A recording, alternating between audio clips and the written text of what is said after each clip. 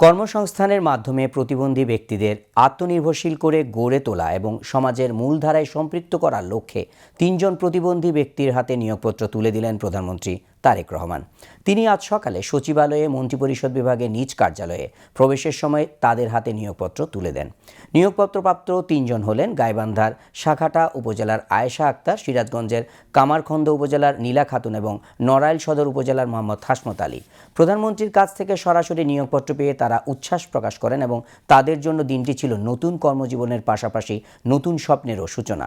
আয়েশা আক্তার ও নীলা খাতুন দুজনেই শারীরিক প্রতিবন্ধী। জন্ম থেকেই 2 হাত না থাকা নীলা খাতুন পা দিয়ে লিখে স্নাতকোত্তর সম্পন্ন করেছেন।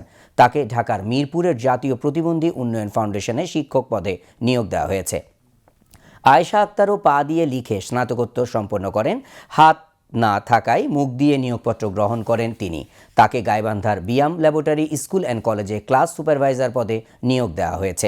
অন্যদিকে দৃষ্টি প্রতিবন্ধী মোহাম্মদ হাসমত আলী সমাজসেবা অধিদপ্তরের অধীন উন্নয়ন সমাজকর্মী পদে নিয়োগ দেওয়া হয়েছে। এই সময় সমাজ কল্যাণ এবং মহিলা ও শিশু বিষয়ক মন্ত্রী অধ্যাপক ডাক্তার AZM জাহিদ হোসেন, মহিলা ও শিশু বিষয়ক প্রতিমন্ত্রী ফারজানা শারমিন, সমাজ কল্যাণ সচিব ডক্টর মোহাম্মদ আবু ইউসুফ, বাংলাদেশ প্রতিবন্ধী উন্নয়ন ফাউন্ডেশনের ব্যবস্থাপনা পরিচালক মোহাম্মদ তরিকুল আলম এবং সমাজসেবা অধিদপ্তরের মহাপরিচালক শাহ মোহাম্মদ মাহবুব উপস্থিত ছিলেন।